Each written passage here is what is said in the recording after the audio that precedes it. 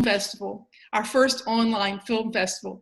I'm Elizabeth Weatherford. I'm a member of the board of Vision Maker Media and the former director of the Film and Video Center of the National Museum of the American Indian. And it's my pleasure to welcome you to a wonderful panel where we will be discussing environment and history and the thought of return. But before we begin, I'd like to say something as increasingly in use around the world as an introduction of programs like this with a protocol that gives acknowledgement to the land of the indigenous people on whom we are working. In the time of internet intercommunication such as this, we are in many sites throughout the world. And it gives us a chance to do the land acknowledgement in a Zoom way. That is, 11,000 people have subscribed to this festival at least. We here in the panel are in many different locations ourselves. And it's a way we can think that it's all indigenous country and that the acknowledgement we can make about our locations is that these have been and are still the locations of indigenous life and communities, and that continuing today wherever we are watching this panel, after settlement, after colonization, they continue to be so. And so it's with great pleasure that I acknowledge and welcome you all to the Indigenous world. This festival has an interesting background, and I think in it we might be thinking a bit more about not only where we are, but the implications of what it is for us in this 2020 moment when so many of us are isolated in our homes. But before I begin the panel discussion, I want to give you a little information about Vision Maker Media. For you who are freshly on this site, Vision Maker Media is a native and national organization in the United States. It's focused on the benefits of and necessity of films for indigenous people and by and for those of us non-indigenous who are watching this world in action. It's storytelling through film. It's what we pride ourselves on. Our offices are located in Lincoln, Nebraska, the center of the United States, therefore a good radiating point, we think. From our mission statement, it says this: Vision Maker Media envisions a world changed and healed by understanding Native stories and the public conversations that those stories generate. In the spirit of our goal to share indigenous perspectives with the world, Vision Maker Media participates in an international community that also combines to collaborate for the dissemination of indigenous media, as well as in the United States. It's a national network for public broadcasting. So that's what we are, and I hope that you'll continue to tune in to the kinds of programs that Vision Maker produces. And I think you might know that the sponsorship is always important for these occasions. That is a costly thing to put on a festival, even online.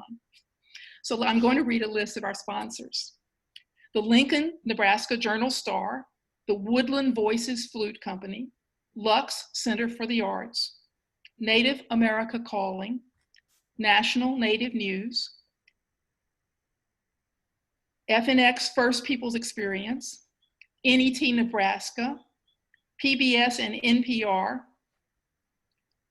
the Woods Charitable Fund, Humanities Nebraska, the Lincoln Community Foundation, the Lincoln Arts Council, the National Endowment for the Humanities, the Cooper Foundation, the Reese Foundation, the Cherokee Nation Film Office, and the Corporation for Public Broadcasting. And as they say on PBS, and viewers like you, if you feel like donating to the programs of Vision Maker Media, please use the website to do so. Okay, so now let's get to it. I have the great pleasure of introducing a number of very interesting people who have brought to us the films in this program that are concerned with two different areas and different kinds of stories. So we're going to be talking a bit about Kodiak Island and people, the Alutiiq people in Kodiak Island, with filmmakers and scholars and curators who have been there and done that. And we're going to be talking about a film located in the Blackfeet Nation, part of the Blackfoot Confederacy, with the filmmaker who was there.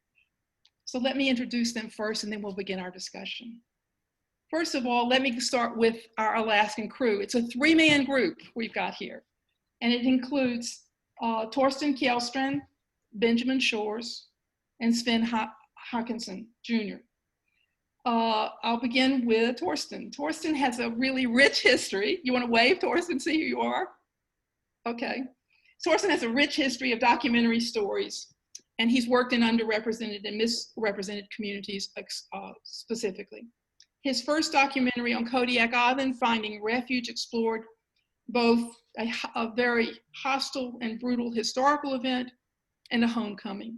He's a professor of practice, which means he's an artistic practitioner, a practical practitioner. He's a professor of practice at the University of Oregon, the School of Journalism, and his awards include the John S. Knight Fellowship, which he had at Stanford. Next, Benjamin Stores. Ben, would you wave? You're not waving. Are you waving? Okay. Ben Stores also is an award-winning journalist and a filmmaker. He's been deeply involved in public interest reporting, and he has produced 2 films concerned with the '64 flood. Mark Blaine. Mark Blaine has a career in journalism and is an expert writer about kayaking, including his book, Whitewater, The Thrill and Skill of Running the World's Great Rivers. Sounds good. And finally, last but not least, is Sven Halverson Jr. Sven grew up in Old Harbor on Kodiak Island. He's Supyak. Hang on a minute. He's Supyak, a Alutiiq person.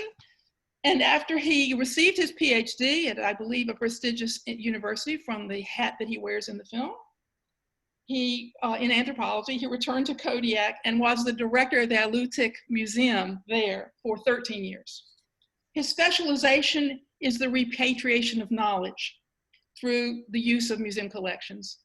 And now he is on the faculty as an associate professor at the University of Washington, and he's a curator at the Burke Museum there in Seattle. It's a good group, and you've lived an interesting life so far, so let's talk a bit about it. The films that we see here have been concerned with, well, I think an overriding theme has to do with return, but I'd like to start with us talking a bit about how you came to do the films that you did. So let's begin with the kayak films, with the Kayak Will Carry Us, a series of films that were done in short format for screening on television. Who'd like to go first? I'm not sure how to call on threesomes, so let's see. Mark, want to start? Where are we? Where are we in your film, and how did we get there?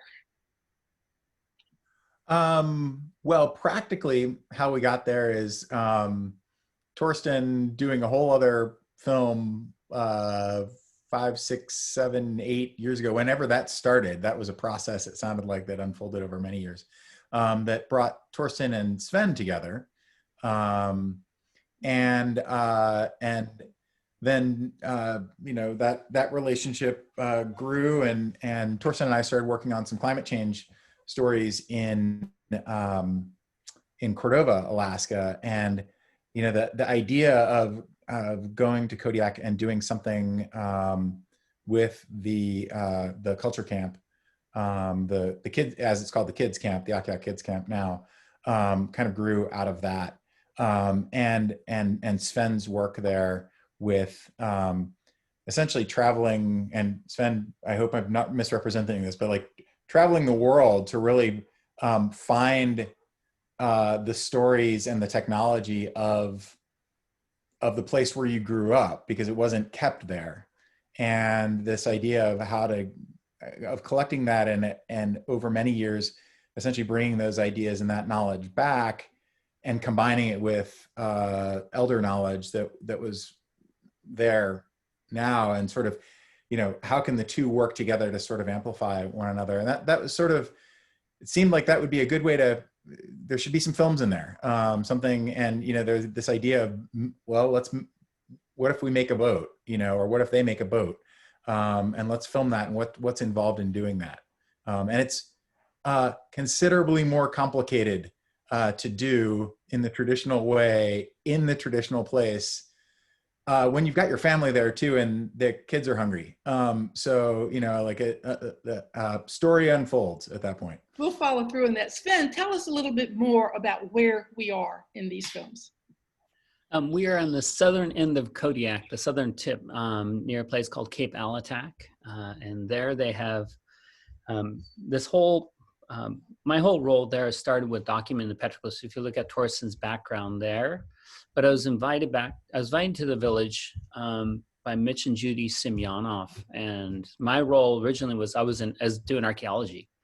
And I was interested in learning more about the petroglyphs. I knew about them, but nobody really knew a lot. And so every year I go back, I've been systematically documenting, doing rubbings, like everything that you see behind Torsten. I've done rubbings and photographed probably, several hundred times of several hundred photographs, but a dozen rubbings of them at least. But it started off with just that, documenting the petroglyphs. And then out of that, every year we would bring something from the museums that I had the privilege to visit and learn, bring something back, and we would share that with whoever was there. We did bow making, we've done paddle making, mask carving, hunting tools. And when I first met Torsten, it was when he was filming, Finding Refuge. And it was from that experience of watching how he not only worked with communities, but how he carried himself. And that's really important, because in our communities, we have had a lot of people come in and do the hit and run videos, come in, do the work, and then leave and never come back. And when I was watching Torsten, when I helped him, get the support he needed to do this original film in the Old Harbor, I realized that, hey, I want to invest my time into this individual, but I also want to get to know how he's doing his work and sharing the work of not only the community, but the stories that we feel are important. And that was where, for me, all this started unfolding and rolling out with having him have us tell our story, not him telling us the story he wanted to have told. That's a lovely description of what a good collaboration is. And in many ways, Indigenous filmmakers are not numerous, and the partnerships that can be fused with filmmakers who know how to do what you said is very significant. So let's hear a little bit from Torsten. Torsten, how did you manage to get into this? Well, by not knowing it better. The rocks, by the way, it's wonderful to see you there. Yeah, this is Sven right here on the rocks, and I like this picture because it reminds me how happy these petroglyphs are. They're fun, to look at. But I got in it kind of by not knowing any better. The woman who is at the heart of the Isabella Blatchford, who is at the heart of the Finding Refuge film. I met her when I was a newspaper photographer for a completely different story. And she and her husband and I just hit it off. And in the course of becoming friends, she told me the story about, as a young person, she was told to deny her native heritage because it was such a liability where she was growing up in Kodiak. And then later in life, in adulthood, she felt a strong need to get reattached to that heritage. And she wanted to go to a place where there was a really horrific massacre called Refuge Rock. And Sven knows much more about that history than I do, but I think it's enough to say it was a horrific massacre, and that it was, I think it may be overstating to say it was the place where Alaska was colonized completely by the Russians, but it was at least a pivotal event in that kind of horrible beginning of that horrible period. She wanted to go there to confront the realities of that event. And, you know, I didn't know anything about filmmaking, and I'd never been to Alaska. And so really I was rescued by Sven, who I sent notes to and letters to, and then we blindly bungled up into Old Harbor, first to Kodiak and then Old Harbor. And like everything happened exactly like it was supposed to in Old Harbor. I thought we are the luckiest people on the planet, because people were ready for us, and there was a place for us to stay, and it was easy to get transportation to a place where nobody really ever goes. It was because Sven had gone in ahead of time, and I think he basically, Sven will have to tell you, basically said, please don't let these people die up there, because that would be so inconvenient. But so we made that film, and that's how Sven and I we met in person later. And what Sven said was right. It was evident from the beginning that we didn't know enough to make an informed film. And so we knew we were going to have to keep going back and keep asking questions and getting to know people. And somewhere in there, we got funding from Vision Maker, who had the good sense to see that this couldn't be done quickly.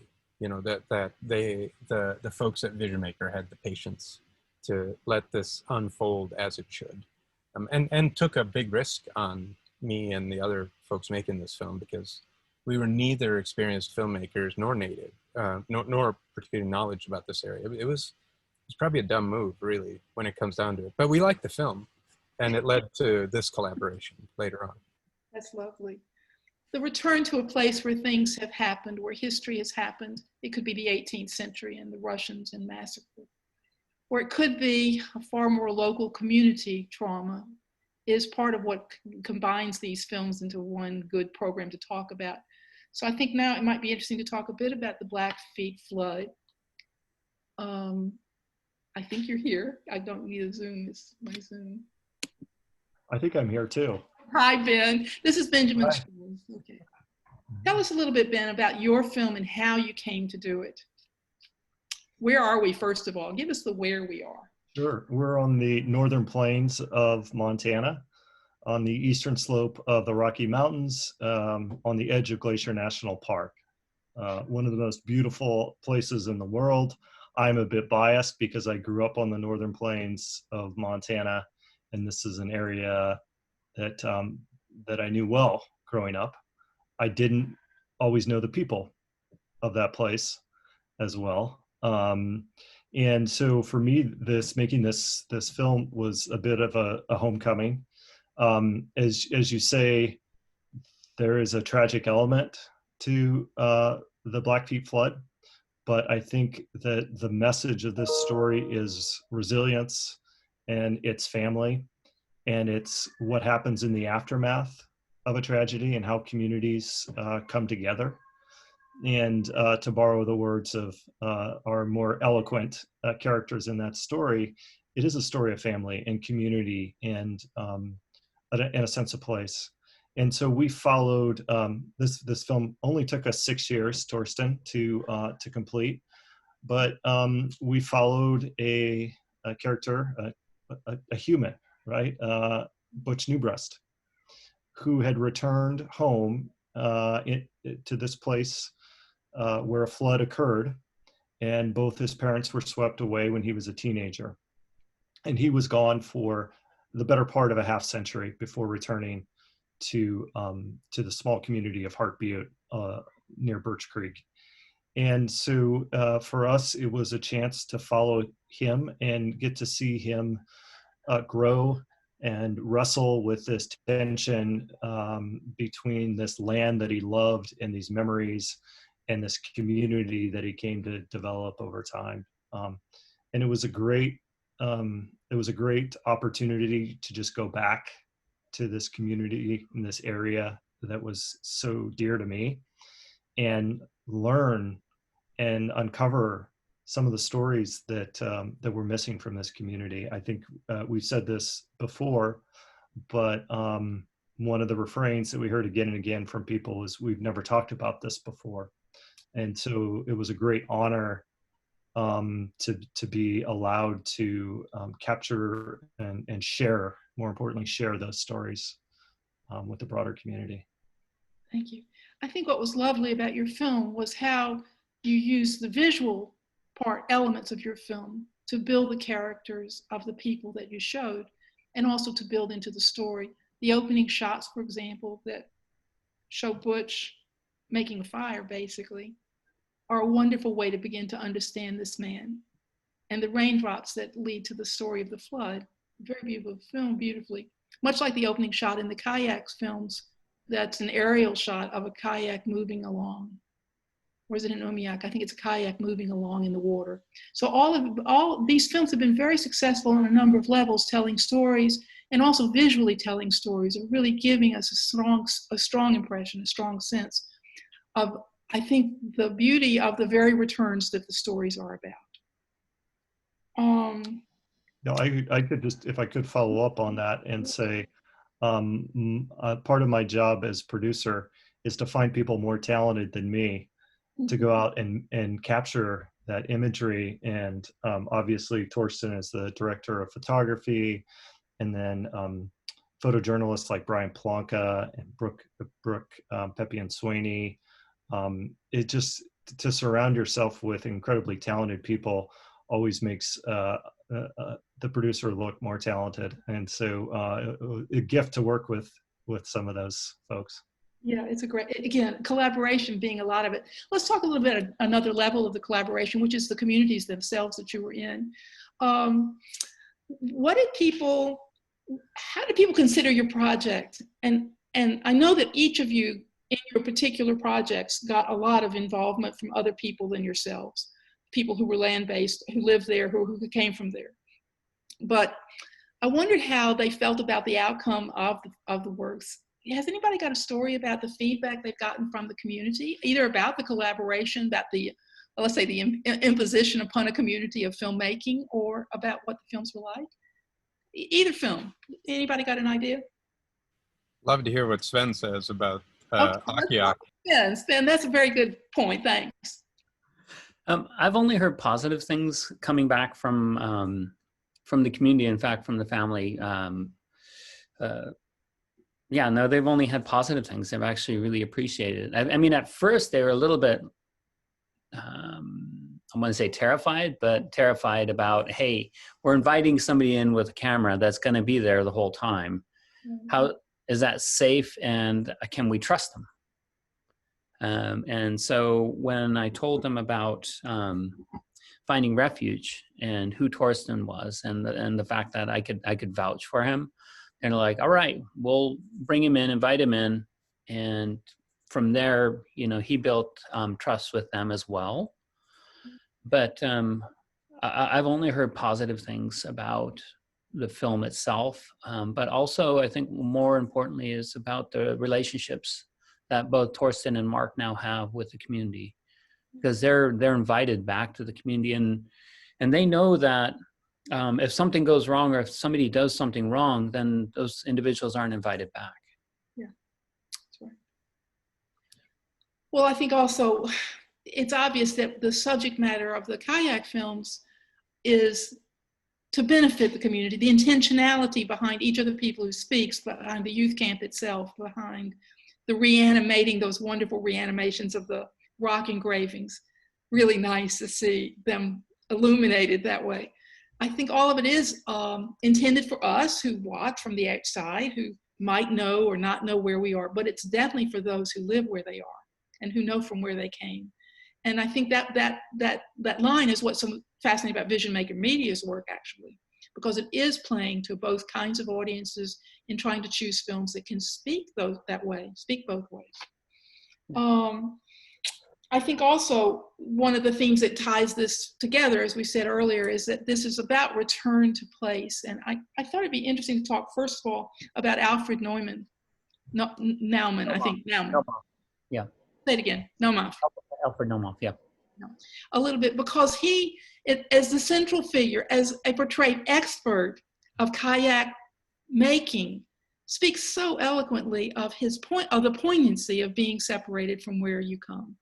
Mm-hmm. And then the satisfactions, I think, of being a holder of knowledge, of traditional knowledge that can make some impact. So tell us a little bit about him, if you don't mind, while you're still on camera. No, I really appreciate and honor Alfred for not only just how humble he is, but what the knowledge that he has carried forward. He was, I want to say, the only young man who was listening to the elders who had knowledge about how to make kayaks.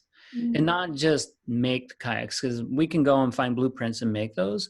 He was listening to them about how to gather the wood, how to cure the wood, so that when you do make a kayak, the kayak actually is part of, it becomes part of you, and it becomes part of your life. It takes over a year just to make one kayak. And that's just the frame. It doesn't, you're not even talking about the skin. But the knowledge that Alfred has and has helped us retain and carry forward is the nuances of how do you care for the wood once you gathered it, and then how do you carve it so that it actually works within the kayak itself. And having the privilege to listen to him, and then having Torsten and Mark be able to help record that as he's teaching, has helped create a document of not only his knowledge, but create a document for us to share and carry that forward.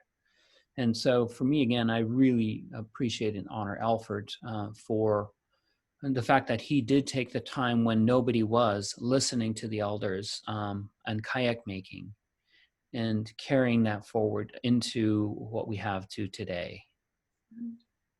I think also that one other thing embedded in that particular film segment was the fact of the Anyaks too. And then we'll tell us a little bit about that, and then we'll go into some other things. Okay. So the Anyaks, which is the picture back here, we don't really call them Anyaks. They're called Anyaks. And you would look at, and one of the elders actually from Nome, Alaska, corrected me. Sylvester Ayak said, "Hey, we have Anyaks that go north of Nome. Then we have Anyaks that go south of Nome, and we have Anyaks all the way into Kodiak." The Anyak itself was something that disappeared. So if you look here, this is a model. This is one model of 15 that exist in the world so far that I've found. There are no full-size ones. And so working with the village of Akyak, working with Mitch and Judy and Spiridon and Sherry and Tekin, we made model Anyaks in 2014. And then Mitch was like, "Hey, let's make a big one." And so we just went from this model Anyak to making the full-size Anyak. And so I used the Burke Museum and my time there to make a full-size one, and then take that knowledge back to the community. And then we made one within a year that we now use in camp. Which we saw people actually paddling along in. So that was very nice to see. I think it also was an interesting and kind of a trenchant detail that about the destruction of these boats, because, as was said in the film, it might be that a whole village could leave the Russians and get away from them. So the Russians came in and destroyed the boats. There've been some wonderful films that have come out of Iglulik that have shown earlier times. Before Tomorrow is what I'm thinking about, where you see the whole community moving in those boats. Can I interrupt for a second? You may. Just back to, you talked about kind of the visual storytelling. I'm very excited that you noticed that, because my background is as a photographer. So that's part of my job in all of these films. What's interesting is in the kayak film, the two most beautiful visual parts of it I had nothing to do with. Like the overhead shot you talked about, which is an amazing piece of footage, was Sven with a drone. And then there's that little clip from underneath as it's going over with the sun going in it. That was Mark, the surfer boy, with a neoprene suit on from underneath. So I think the moral of the story is I should stand around and look important and let other people do the camera carrying, really. The humility of that was wonderful, but I think it also emphasizes how great collaborations amongst creative people are, because you just never know. And everybody's being alert enough, it's going to end up having some wonderful ramifications. All right, so let's keep going on this one. What do you think are the intentions behind your making these films? What were the purposes of your film? Maybe Ben, how about that? What's the purpose or intention that you had in doing this film? Yeah, happy to talk about that. This was a project that many of these oral histories had not been recorded, and this started as an oral history project. The survivors of the flood that killed 31 people on the Blackfeet Reservation on June 7th and 8th of 1964. There was extensive media coverage on what happened on the western side of the Rocky Mountains, where there was more media, and it's a predominantly white community. And there was some coverage of what happened on the Blackfeet Reservation in 1964, but it was very inaccessible. And there wasn't much attention given to what happened. So part of it was, as journalists, and Torsten and I both teach journalism, we wanted to go back and remedy that situation, that imbalance, and make sure that those stories were told so that they could be shared. And that was the primary purpose, I think, that that launched this project. And then somewhere along the way, Torsten said, hey, we should make a film. And so it came from much more pure motives than making a film, maybe. But then we were able to gradually build support within the community. And then through our funders, First Humanities Montana and Vision Maker Media. Vision Maker Media allowed us to build a mobile app that tells 6 short stories and that has an interactive element so that it can be used by children in schools to record messages of their own family and friends. And so it became a teaching point, because we saw that there was a barrier between generations in talking about this trauma. And so to be able to share those stories and then obviously develop it into a film with the help, again, of Vision Maker Media and ITVS, who were just very generous and patient with us and let this story unfold rather than forcing the narrative. And another really key aspect for this story is that we had to be able to take it back to the community and show it. And if we couldn't make a film that we could then take back to those people to view and to critique, then we didn't feel like we'd done our job as filmmakers or storytellers. So the first film showing we had at Blackfeet Community College of the documentary shorts, we had no idea if anyone would show up. And then it turned out that so many people showed up that we had to switch to a much bigger room. And that was no credit to us as filmmakers. That was a credit to the community's hunger for these stories and to learn about this event. And so I think the purpose for us was to share those stories and to be responsive to the community from which those stories are housed.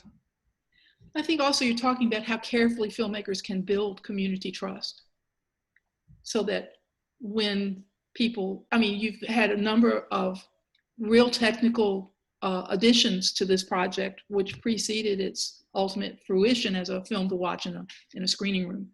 Tell us a little bit more about that app. Is it still being used? That app and the films, we're just really excited that they're being used in educational programs on the Blackfeet Reservation, in schools. And all those films all exist online. And if you start Googling around, PBS Indies housed the first 6 films. And then Local USA broadcast the half-hour version of the film. And yes, the app is out there in Apple and Android form. So we're really pleased that people are still interacting with it, and particularly that young people are interacting with it, because we met so many people who either hadn't told the story that they had held close to them, or they hadn't heard. Mm-hmm. And so it was just a pleasure to be involved in that process. Well, here's the next part, and I'd like both teams to talk about this. Young people see people working with cameras and things usually happen because of that. So let's go to talking to the Alaska project first. What happened? You went to youth camp, you were filming. Has there been a response? Was there actually something that happened? Maybe Mark, how about that? Yeah, well, we went to the camp and filming, and part of the one of our, I guess, a strategy or a thing that we wanted to do out of it was also be teaching while we were there a bit. So we brought cameras and we gave them to the kids, and had actually a pretty focused effort in the first year in particular to kind of do some interviewing training and things like that, and exploring that with the kids there themselves, and really to kind of see themselves in the filmmaking project itself, and which is actually kind of interesting in a lot of ways, because it's like, you know, all of this other building is going on, carving and beadwork and cooking some incredible food, and then this kind of much newer craft of, you know, digital cameras and making films, and sort of how those kind of ideas are sort of knitting together. One is recording one, but then the other is a craft as well. And so kind of really interested in what those layers were with this. And so, you know, we've had some of what the kids shot has probably percolated up in some of the assets that we have. But I think there was a fair amount of just awareness that was growing with the kids, just using the cameras and getting excited about it, you know, and seeing themselves and being able to record, and hopefully, you know, inspiring them, whether they're going to go and become filmmakers. I don't know if that's necessarily an intent, but they're definitely going to be going into a very digitally heavy society, and the ability to tell stories and be able to use this equipment and think in those ways is probably pretty valuable broadly in education. I mean, Sven teaches just last term was teaching a visual anthropology course that uses digital cameras, and it's, you know, it's feeding back to, you know, the students are out shooting things, and that's feeding back to the class, and you know, using the camera as a way of observing first, and then maybe telling stories and making films and things like that. I don't know if I'm getting exactly to your question. No, it's very interesting. It's also my sense with youth media, it really is about focus. Cameras focus, but kids can focus too. And the sense of what you walk away with is a new sense of the ability to see and the ability to condense and see. And I think these are very interesting things that happen just adjunctive. I'd also love to see that we're creating a lot more slots for Indigenous filmmakers themselves, and that young people will get bitten by the bug and to be their own filmmakers too. This would be a wonderful result of that kind of exposure. Sven, you were mentioned. Do you want to say something more about this? I just want to say that the wonderful thing with both Torsten and Mark coming back over and over the years, people are used to the filming, but they also start to just ignore them because they're living their lives. They're in camp for camp, not in camp for the videos. And yes, I do hope that some of the next generation can use both Mark and Torsten as role models to see what they could do using visuals and also, you know, storytelling through this. Well, a sub-theme of the two films that I've seen from the kayak series in this festival were how to show how skillful Indigenous people are.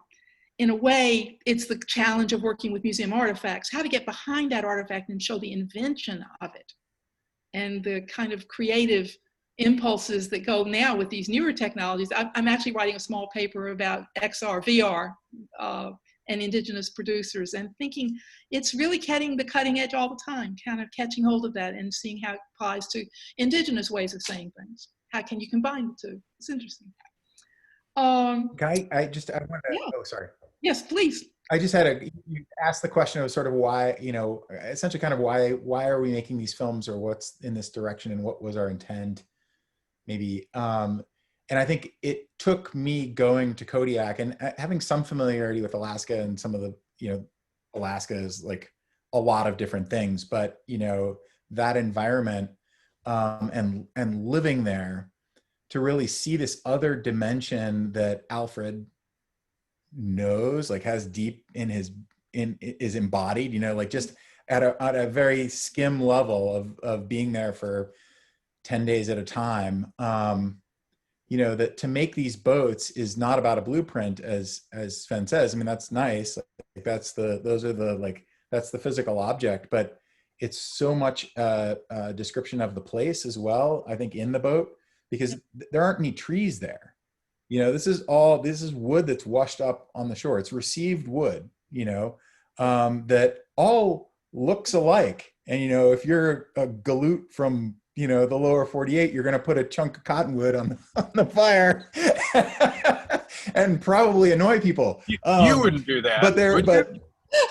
I would never do that, you know, but if, you know, but you really have to know what you're looking for. And if, you know, over Sven's shoulder, that boat has, you know, if you don't know wood, you know, it's like, there are a lot of different varieties. It's all probably similar species, but there are different parts of the tree that need to be used for that boat, that need to be washed up on shore, that need to be spotted by a person in time to do, like, so you kind of, that sense of time and scale and place is so interesting. And I think that's a piece of what, one of the hopes that I would have for what our films were, is to, if you can get just the tiniest sliver of that idea, that it's not about going to the hardware store and buying a bunch of wood and cutting it up.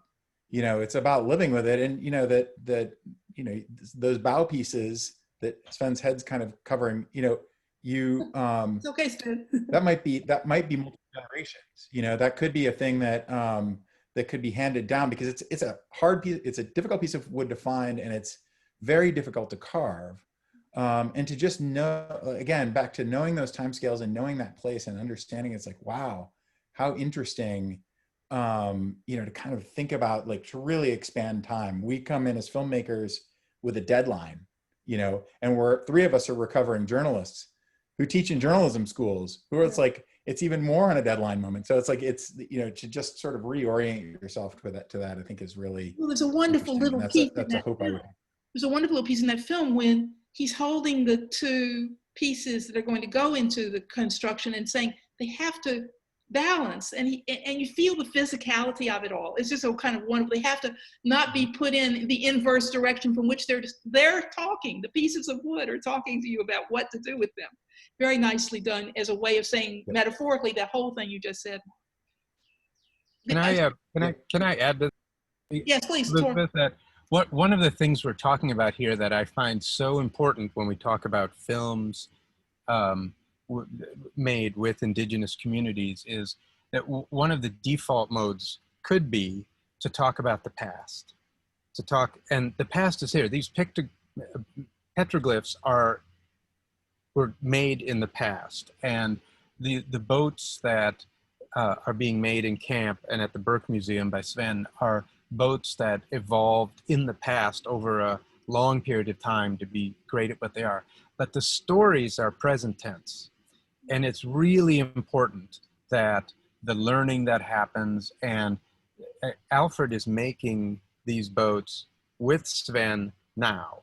We're not recording the past, we are talking about present tense. And I think that is easier for us in some ways because we're journalists, and journalism is present tense storytelling most of the time.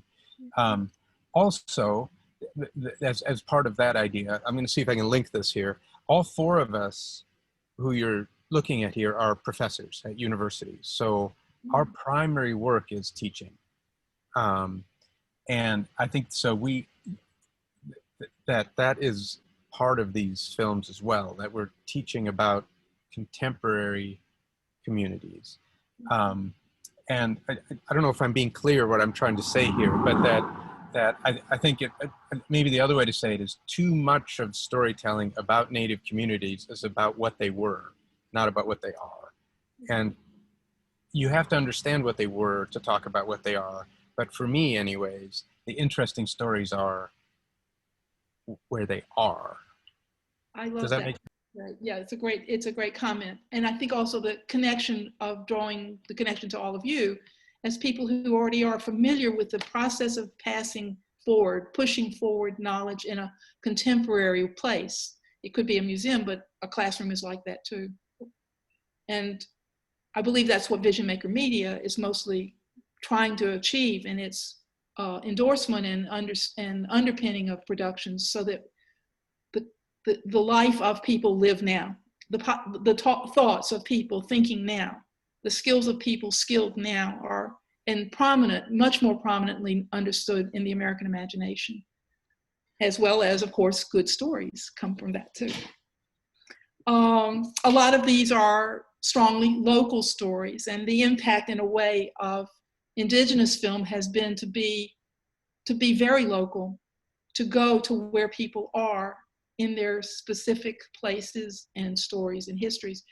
And I think the credibility of the interviews and the situations that you find yourselves filming, grounded as it is, rooted as it is in a sense of place, is very important. I think we can't underestimate that.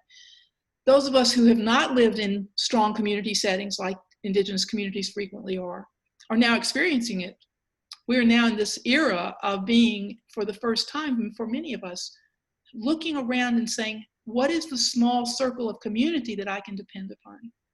And I think there's a great deal to be drawn from looking at the films of Indigenous people right now to get a sense of both living through ambiguous, to say the least, circumstances historically, and coming out on the other side with a strong sense of being okay because you're in your place, because you know your place, because your place comforts you and aids you in furthering.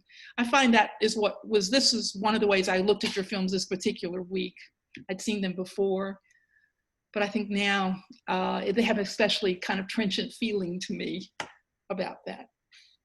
That in the highly local experiences that you can describe through these films, there has a strong thread of historical trauma. And although the flood itself was not an historical trauma, it obviously penetrated the community very deeply. And not only that, in some ways, it's a reminder that there's an underpinning even there of being people who've been neglected quite a bit. And the historical trauma of the 18th century, let's say that, in Alaska, of the continuing kind of sense of trying to keep a community alive, the dispersion that was talked about by Alfred at some point, the kind of necessity of moving south, the existence of the rim of the North American continent as a strategic air command, naval base, Coast Guard place. These were all kind of interesting aspects to the very communities that you're trying to show living in their present moment and how they do live. I really congratulate you. They were wonderful films to see. I wondered now what's happened to everything. What's going to happen next, both you as media makers and professors, and what's going to happen next after these films now have been completed in terms of films in the communities? How about Alaska? I hope all of us can meet in person again pretty soon. I mean, Zoom is lovely, but I enjoy in person. So, are you working on a new project, Orson? Can you in COVID time? Can you work on one? Sven put together a virtual. Well, actually, let Sven tell what it is. But it was a virtual wood carving camp that we tried to film through Zoom, and it was. Mark went up and face masked himself into an unrecognizable being, and it was certainly a challenge. But Sven should talk about that. Tell us a little bit more about this. So just to keep the camp, not to lose momentum in the camp and the knowledge that we've been building on, working with Spiridon and Sherry and my wife Palika, we came up with a project to do a virtual carving, and then also with Hannah Scholl to do beaded headdresses or headbands. And so we created a week-long thing where the families we've worked with, we created kits and we mailed them out. And over the week, they carved paddles and maskettes and a full-size mask called Unuchtalik, so that we can carry the stories forward. That Unuchtalik mask means to the protector or talisman, one you keep close to your body to protect you or scare away bad spirits. So again, just getting creative with what we have to deal with now so that the stories are still carried forward and we can share those even now. And again, it was wonderful that Torsten and Mark decided, hey, let's record this. And so, you know, again, just keeping their community presence is important as well. So that I'm hoping that when we are able to get together, we'll be able to carry that story forward with some new stories that come out of what we're doing. Are these films showing at the Burke Museum? Not yet. In fact, we're only going to be open to the public on the 22nd of this month, starting the 22nd of this month. And is the intention to use the films in any way, or the assets, as they say? I'm hoping we'll be able to do that, yes. Okay, that's interesting. And we did have someone asked where we can see the film. So Mark, do we have a link? I think Elena answered that, no? Yes, please go on the Vision Maker Media website to find out more about how to access all the films, the entire series. We have a couple other questions, Elizabeth, and I thought Elena was doing that. Let me look at them now. Yeah, I was just going to, one's from Shirley Sneeve. Hi, Shirley, hopefully you're still on here. The former director of Vision Maker Media, and just very appreciative of your support. And she asked, what surprised you all while making these films? Number one is, for me, is first of all that you actually funded us. That was a very pleasant surprise. I think the other thing that that was a really pleasant surprise in this was the realization, not by us, but by members of their community whose stories hadn't been explored before, that those stories mattered. And to be able to sit down with somebody, whether it was a young person or an old person, and them to come to the realization that these are important stories. And I think often when we grow up in an area, we don't recognize sort of what's going on around us and how much that's valued. And so on one hand, we want to teach people how to use cameras and do journalism. On the other, just the awakening to the power of your own story is, you know, even if they never pick up a camera, is just so empowering and so much fun and surprising to see that with the people we worked with. All right, thank you. I wanted to also follow through a little bit on what's going to happen next with you and with the film. Yeah, so we're working on a couple other projects, and we all teach full time. So a little bit, you put a few ideas out there and see who they connect with. And so I think it's, without going into great detail, it's really important to me, and I think probably to all the panelists here, that we continue to tell the stories of underrepresented people, and we bring those to a broader audience.